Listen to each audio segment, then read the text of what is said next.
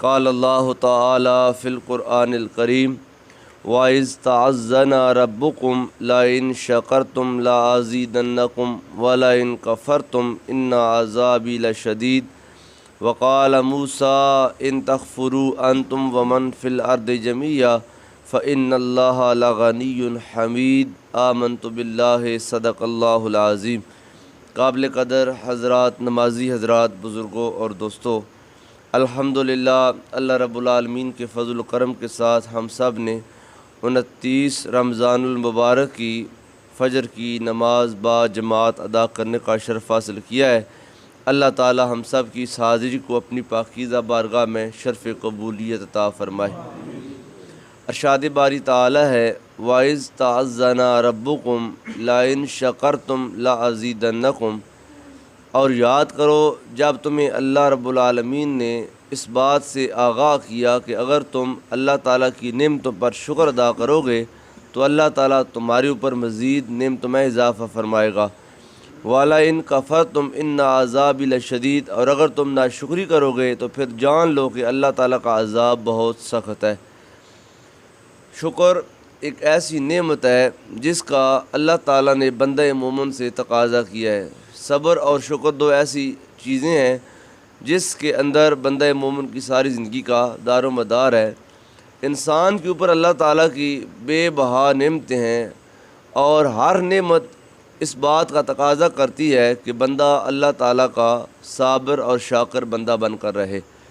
قرآن پاک میں اللہ تعالیٰ نے فرمایا ہے لَئِن شَكَرْتُمْ لَأَزِيدَنَّكُمْ، اگر تم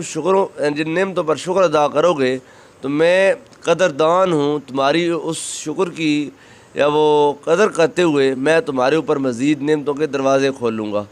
انسان سے اللہ تعالیٰ اس وقت سب سے زیادہ خوش ہوتا ہے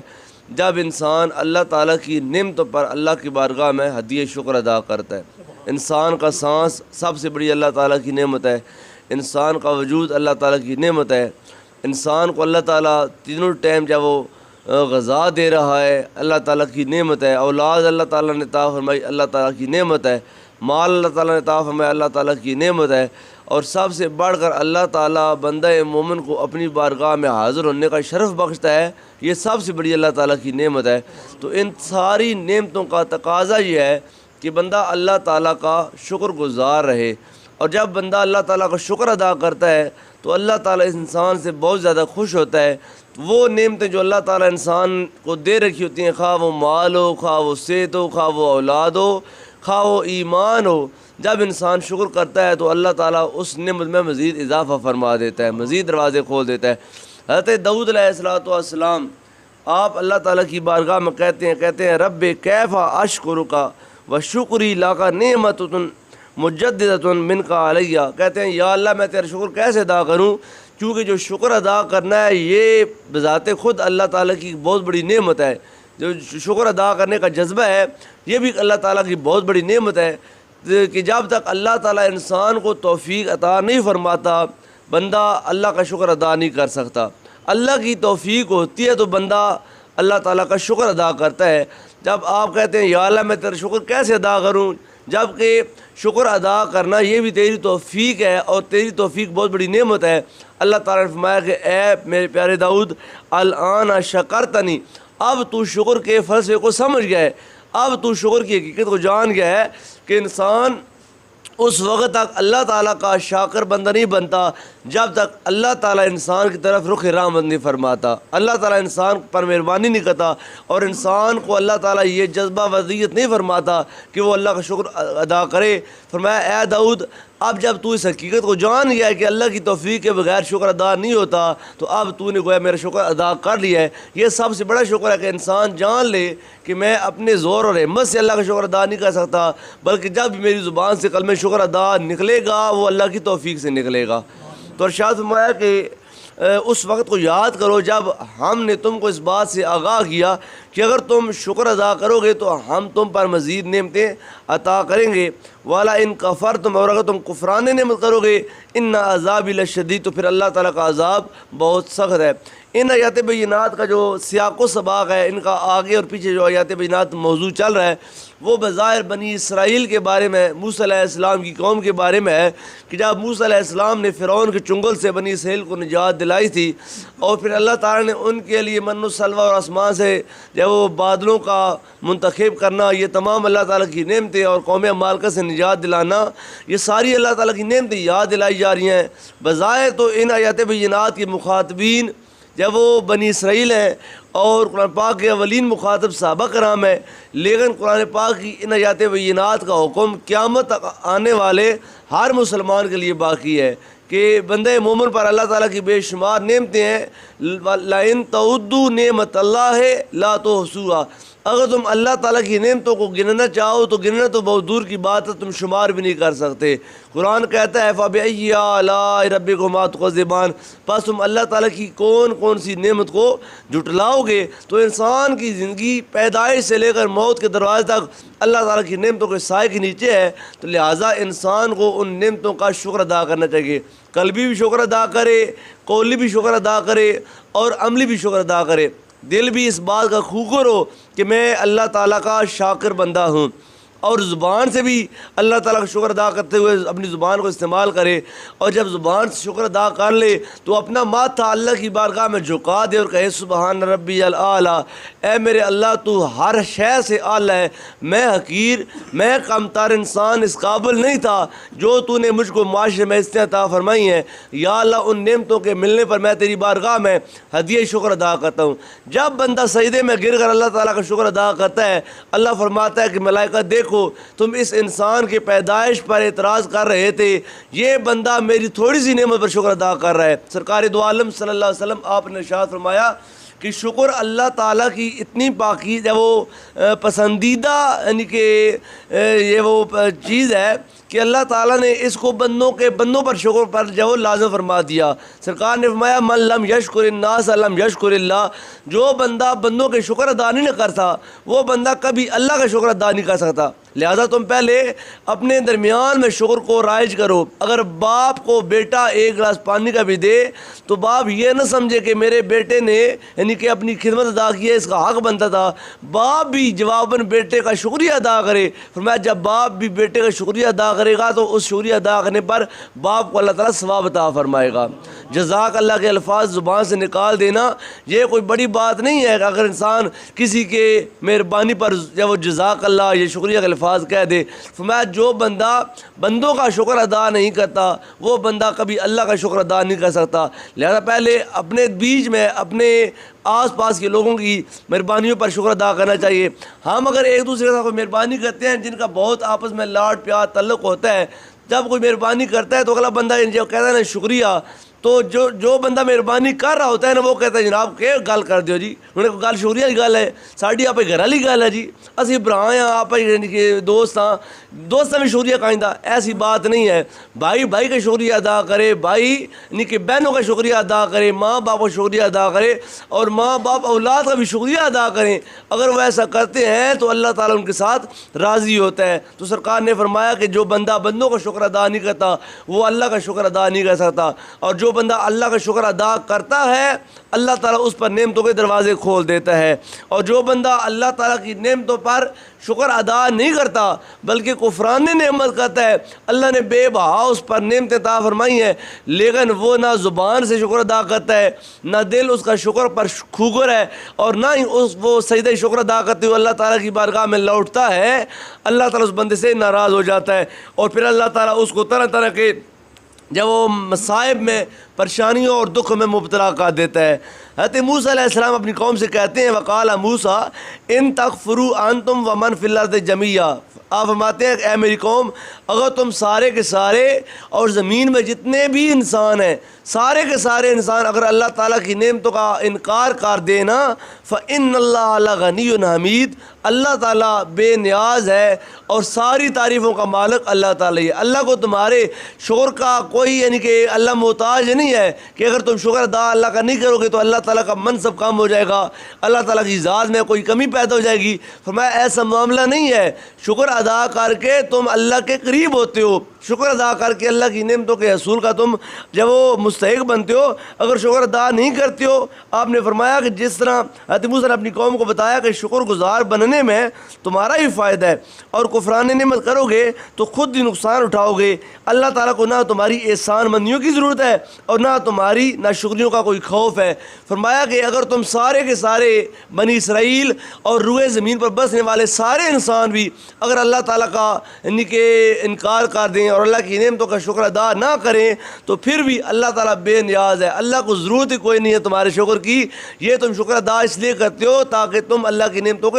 حاصل کر سکو، اور اگر تم شکر ادا نہیں کرتے تو اس کا مطلب یہ نہیں ہے کہ اللہ تعالیٰ کی ذات میں یا صفات میں کوئی کمی آ گئی ہے یا رکھنا پیدا ہو گیا یا اللہ کی ذات میں یعنی کہ کوئی یعنی کہ کمی کا کوئی شائبہ ہے۔ فرمایا اللہ تعالیٰ تو حمید ہے، تمام کائنات کی تعریفیں ملا لیں تب بھی کائنات کی ساری تعریفوں سے بڑھ کر جو سب سے بڑی ذات تعریف والی ہے وہ اللہ تعالیٰ کی ذات ہے۔ آگے اللہ تعالیٰ کے نبی موسیٰ علیہ السلام فرماتے ہیں الم یأتکم نبأ الذین من قبلکم قوم نوح و عاد و ثمود، کیا ان کے پاس ابھی تک قوم عاد، قوم نوح اور قوم ثمود کی جو ان سے پہلے گزری ہیں کوئی خبر نہیں آئی ہے کہ ان قوموں کے ساتھ کیا ہوا ہے؟ والذین من بعدہم، اور جو قومیں ان کے بعد آئی ہیں ان کے ساتھ اللہ تعالیٰ نے کیا کیا؟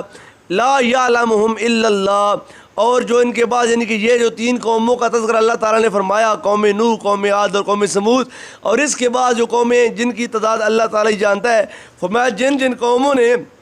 اللہ تعالیٰ کی نعمتوں کا شکر ادا نہیں کیا، اللہ تعالیٰ نے آنے والی نسلوں کے لیے ان قوموں کو عبرت کا نشان بنا دیا، تباہ و برباد کر دیا، اور جن لوگوں نے اللہ کا شکر ادا کیا آج بھی اللہ تعالیٰ نے ان کے ناموں کو باقی رکھا ہے اور روشن فرما دیا ہے۔ فرمایا جاءتہم رسلہم بالبینات، ان ساری قوموں کے پاس اللہ کے رسول واضح دلائل لے کر، واضح معجزات لے کر آئے۔ جب وہ اللہ کی توحید کی تبلیغ کرتے تھے اللہ کے نبی، فردوا ایدیہم فی افواہہم، تو جو کافر لوگ تھے اپنے منہ پر ہاتھ رکھ لیتے تھے، یعنی جب وہ بندہ بات کرنے لگتا ہے نا تو اگلا کہتا ہے خاموش ہو جا، یعنی کہ جب وہ اللہ کے نبی تبلیغ کرنے لگتے تھے تو یا تو وہ اپنے منہ پر ہاتھ رکھ لیتے تھے یا پھر بے باکی کرتے ہوئے اللہ کے نبی کے منہ پر ہاتھ رکھ لیتے تھے کہ خاموش ہو جاؤ، تم ہم کو تبلیغ نہ کرو، ہم اس دین دھرم کو نہیں چھوڑیں گے جس پر ہم نے اپنے باپ دادا کو دیکھا ہے۔ ہمارے باپ دادا جس وہ بت کی پوجا کرتے تھے ہم اسی بت کی پوجا کریں گے، ہم تیرے اندیدہ خدا کی عبادت نہیں کریں گے۔ فرمایا کہ وہ لوگ جو تھے عذرائے تمسخر اپنے منہ پر ہاتھ ڈال لیتے تھے، وقالو، اور کہتے انا کفرنا بما ارسلتم بہ، ہم انکار کرتے ہیں اس کا جس کے ساتھ تم کو بھیجا گیا ہے، یعنی جس نبوت کے ساتھ، جس پیغام کے ساتھ تم کو مبعوث کیا گیا ہے ہم اس کو نہیں مانتے ہیں، ہم انکار کرتے ہیں۔ وَإِنَّ لَفِي شَكٍّ مِّمَّا تَدْعُونَنَا إِلَيْهِ مُرِيبٍ، اور جس چیز پر تم ہم کو دعوت دیتے ہو ہم اس میں تذبذب میں ڈالنے والے شک کا، یعنی کہ شک کے اندر مبتلا ہیں کہ وہ چیز حقیقت کے اندر ہے بھی یا نہیں، یا تمہارا اس میں کوئی ذاتی مفاد تو نہیں جس چیز کی طرف تم ہم کو بلا رہے ہو، ہم نے تو نسل در نسل اپنے باپ دادا کو جس کام پہ دیکھا ہم وہی کام کریں گے۔ قالت رسولہم، اللہ کے رسولوں نے ان قوموں کو کہا افی اللہ شک فاطر السماوات والارض، کیا تم اس اللہ کی ذات میں شک کرتے ہو جو اللہ کی ذات آسمانوں کو اور زمین کو پیدا کرنے والی ہے؟ یدعوکم لیغفر لکم من ذنوبکم، اور وہ ذات اتنی کریم اور مہربان ہے کہ وہ تم کو بلاتی ہے تاکہ وہ تمہارے گناہوں کو معاف کر دے۔ وَيُؤَخِّرَكُمْ إِلَىٰ أَجَلٍ مُّسَمًّى، اور وہ اتنی مہربان ہے کہ تمہاری لگاتار نافرمانیوں کے باوجود تم کو ایک وقت مقرر تک مہلت دے رہی ہے۔ اگر اللہ تعالیٰ چاہتا تو یکدم تمہارے اوپر عذاب نازل کر کے تم کو بھسم کر دیتا، تو وہ برباد کر دیتا، لیکن اللہ نے تم کو یکدم عذاب میں مبتلا نہیں کیا، بلکہ اللہ تعالیٰ تم کو مزید ڈھیل دے رہا ہے، مہلت دے رہا ہے تاکہ تم لوٹ آؤ اور معافی مانگ کر اللہ تعالیٰ کے شاکر بندے بن جاؤ۔ فرمایا وہ اللہ اتنا مہربان ہے جو تم کو بار بار بلاتا ہے تاکہ تمہارے گناہ معاف کر دے، اور وہ اتنا مہربان ہے کہ جو تم کو وقت مقرر تک جب وہ مہلت دے رہا ہے قالو وہ بولے ان انتم الا بشر مثلنا، کہنے لگے کہ ہم تم کو اپنی طرح بشری دیکھتے ہیں، تم کون سے سرخاب کے پر لے کر آئے ہو کہ ہم تم کو نبی مان لیں یا تمہاری اطاعت کریں، تمہاری تابعداری کریں؟ جیسے ہم کھاتے پیتے ہیں ایسے تم بھی کھاتے پیتے ہو، تمہاری زندگی اور ہماری زندگی میں کوئی ایسا فرق بھی نہیں ہے، ہم تم کو اپنی طرح بشری دیکھتے ہیں۔ تریدون ان تصدون اما کان یعبد آباؤنا، تم چاہتے ہو کہ تم ہم کو روک دو اس کام سے جس کام پر ہم نے اپنے باپ دادا کو عبادت کرتے دیکھا ہے۔ فاتون بسلطان مبین، اگر تم واقعہ اللہ کے نبی ہو تو پھر کوئی واضح دلیل لے کر آؤ، کوئی معجزہ لے کر آؤ۔ بے شمار نبیوں نے معجزات دکھائے لیکن پھر بھی وہ قوم ان معجزات کو دیکھنے کے باوجود بھی نہ مانی، اور آخر پر کارروائی کہتی ہے کہ ہم جیسے انسان ہیں ایسے تم بھی انسان ہو، تمہارے درمیان اور ہمارے درمیان کوئی فرق نہیں ہے۔ مولانا روم رحمۃ اللہ تعالی علیہ آپ نے مثنوی شریف میں اس آیت کریمہ کے تحت ایک جگہ وہ عقائد نقل کی، اور عقائد نقل کرنے کے بعد آپ کہتے ہیں کہ گفت اینک ما بشر ایشاں بشر، یعنی کفار نے کہا کہ ہم بھی انسان ہیں اور انبیاء بھی انسان ہیں۔ ما و ایشاں بستہ خوابیم و خور، جیسے ہم سوتے اور کھاتے ہیں ایسے بھی یہ جو نبی ہیں یہ بھی سوتے اور کھاتے ہیں، ہمارے درمیان اور ان کے درمیان میں کوئی خاص فرق نہیں ہے۔ این دانستند ایشاں از ما حس فرق درمیان بے انتہا، ان اندھوں نے یہ نہ جانا کہ ان کے درمیان اور انبیاء کے درمیان تو بے انتہا فرق ہے۔ بظاہر انبیاء کرام یہ انسانی صورت میں مبعوث ہوئے انسانوں کو راہ ہدایت دکھانے کے لیے، تاکہ انسان کی جنس سے اللہ کا نبی آئے، تاکہ انسان جو ہے وہ اللہ کے نبیوں سے مانوس ہوں اور اللہ کا پیغام حاصل کر سکیں۔ اللہ تو قادر تھا کہ وہ نبیوں کو بھیجنے کے بغیر ہی اپنا پیغام دے دیتا، یا فرشتوں کو بھیج دیتا، یا پریوں کو بھیج دیتا، یا جنوں کو بھیج دیتا، لیکن انسان ان سے ہمیشہ خائف رہتا، خوف کھاتا، اور انسان ان چیزوں سے مانوس ہوتا۔ الجنس و یمیل و الی الجنس، جنس جن کی طرف مائل ہوتی ہے، لہذا نبیوں کو انسان بنا کر بھیجا، کیونکہ مخلوق آگے زمین پر ساری انسان تھی، تو انسان انسان سے مانوس ہوتا ہے، لہذا جب اللہ کے نبی زمین پر آتے تو اور لوگوں کو پیغام دیتے تو لوگ نبیوں کے پاس بیٹھ کر اللہ کا پیغام سنتے۔ لیکن وہ عقل کے اندھے کہتے ہیں کہ جیسے ہم کھاتے پیتے ہیں ایسے یہ بھی کھاتے پیتے ہیں، لہذا ان کے درمیان اور ہمارے درمیان کوئی فرق نہیں ہے، لیکن وہ یہ نہ جانے کہ ان کے درمیان اور ہمارے درمیان بہت بڑا فرق ہے۔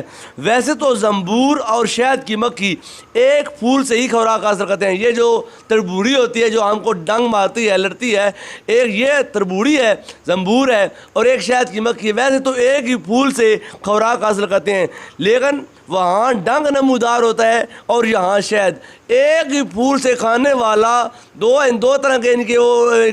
یہ اشراط العرض ہیں، ایک جب پھول کھاتی ہے تو انسان کو ڈنگ مارتی ہے، اور ایک اسی پھول سے کھاتی ہے تو انسان کو مصفہ شہد عطا کرتی ہے۔ فرمایا ایک پھول سے کھانے والے دو اشراط العرض، ان کے اندر خاصیتیں جدا جدا ہیں، تو یہ اللہ تعالیٰ نے فرق ڈالا ہے۔ فرماتے ہیں آگے مولانا روم کہ دونوں قسم کے ہرن ایک ہی گھاس کھاتے ہیں اور پانی پیتے ہیں، لیکن ایک سے صرف لید نکلتی ہے اور دوسرے سے خالص کستوری نکلتی ہے۔ کافر کھاتا ہے تو اس سے نجاست نکلتی ہے، اور نبی کھاتا ہے تو وہ نور خدا بن جاتا ہے۔ یعنی فرمایا کہ انسان بظاہر بن کر وہ آئے۔ آگے اس اگلی آیت میں اللہ تعالیٰ کے نبیوں نے ان لوگوں کے اس اعتراض کے جواب دیے کہ جو لوگوں نے کہا کہ ہم تو تم کو اپنی طرح انسان دیکھتے ہیں، تمہارے درمیان اور ہمارے درمیان کوئی فرق نہیں ہے۔ اللہ کے نبی کہتے ہیں قالت لہم رسولہم، ان کو رسولوں نے کہا انا الا بشر مثلکم، ہم نے کب کہا کہ ہم انسان نہیں ہیں؟ بے شک ہم انسان ہی ہیں تمہاری طرح، لیکن ہمارا یہ دعویٰ بھی نہیں ہے کہ ہم فرشتے ہیں، ہم یہ دعویٰ بھی نہیں کرتے کہ ہم فرشتے ہیں، اور ہم اس بات کا اعتراف کرتے ہیں کہ ہم انسان ہیں۔ ولیکن اللہ یمن علی من یشاء من عبادہ، لیکن اللہ تعالیٰ اپنے بندوں میں سے جس کو چاہتا ہے اپنے فضل و احسان کے ساتھ مستفیض فرما دیتا ہے۔ تم بھی انسان ہو، ہم بھی انسان ہیں، لیکن تمہارے درمیان اور ہمارے درمیان فرق یہ ہے کہ ہم اللہ تعالیٰ کے قریبی ہیں، ہم کو اللہ تعالیٰ نے نبوت اور رسالت کے منصب پر فائز فرمایا ہے، اور اللہ تعالیٰ نے ہم کو معجزات عطا فرمائے ہیں، اور جو اللہ تعالیٰ نے ہم کو طاقتیں عطا فرمائی ہیں وہ طاقتیں تمہارے پاس نہیں ہیں، لہذا اللہ نے ہم کو تمہاری رہنمائی کے لیے مبعوث فرمایا ہے۔ اللہ تعالیٰ جیسے چاہتا ہے اپنے بندوں میں سے اس نے عطا فرماتا ہے۔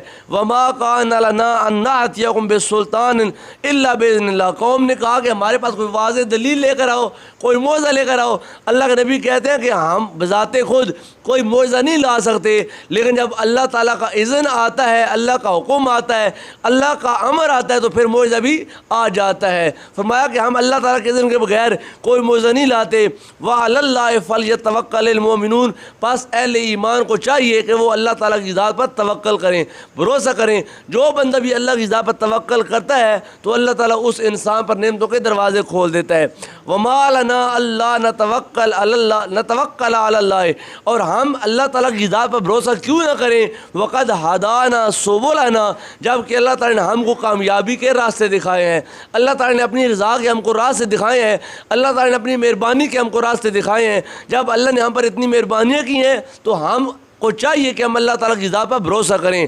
وَلَنَصْبِرَنَّ عَلَىٰ مَا آذَيْتُمُونَا, اور جو تم ہم کو پے در پے اذیتیں پہنچا رہے ہو, تکلیفیں دے رہے ہو, ہم ان تکلیفوں پر ضرور صبر کریں گے. وَعَلَى اللَّهِ فَلْيَتَوَكَّلِ الْمُتَوَكِّلُونَ, پس توکل کرنے والوں کو چاہیے کہ وہ اللہ تعالیٰ کی ذات پر ہی توکل کریں. جو کسی پر بھروسہ کرنا چاہتا ہے تو وہ انسان پر یا کسی اور مادی چیز پر بھروسہ نہ کرے, بلکہ بھروسہ کرنا ہے تو اس ذات پر کرے جو ذات اس کی خالق ہے اور مالک ہے.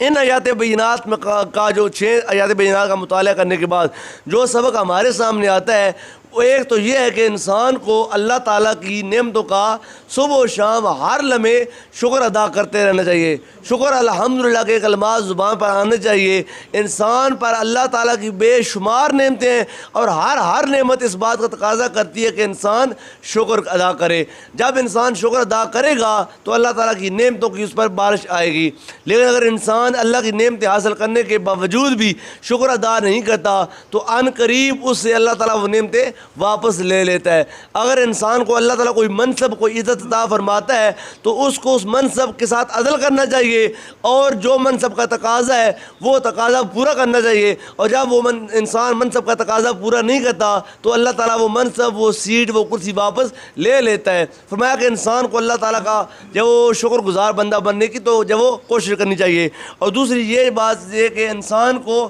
ہر حال میں اللہ ہی کی ذات پر توکل کرنا چاہیے, بھروسہ کرنا چاہیے. اور جو بندہ اللہ کی ذات پر توکل کرتا ہے, سرکاری دو عالم نے فرمایا اگر تم اللہ کی ذات پر توکل کرو تو اللہ تعالیٰ تم کو وہاں سے رزق دے گا جہاں سے تمہارا وہم و گمان بھی نہیں ہوتا. فرمایا پرندوں کی طرح تم اللہ کی ذات پر توکل کرو. جو پرندے صبح اپنے گھونسلے سے نکلتے ہیں تو پیٹ خالی لے کر جاتے ہیں, لیکن جب شام کو واپس پلٹتے ہیں تو ان کا پیٹ خوراک سے بھرا ہوتا ہے. فرمایا جیسے پرندوں کو اللہ تعالیٰ پردہ غیب سے غذا عطا فرماتا ہے, ایسی اللہ تعالیٰ تم کو وہاں سے رزق دے گا جہاں تمہارا وہم گمان بھی نہیں ہوگا. لیکن شرط یہ ہے کہ تم اللہ تعالیٰ کی ذات پر توکل کرو اور بھروسہ کرو. اللہ تعالیٰ کی بارگاہ میں دعا ہے اللہ تعالیٰ ہم سب کو قرآن پاک کا فہم نصیب فرمائے اور قرآنی تعلیمات پر اللہ تعالیٰ ہم سب کو عمل کرنے کی توفیق عطا فرمائے. آمین. وآخر دعوانا ان الحمد للہ رب العالمین.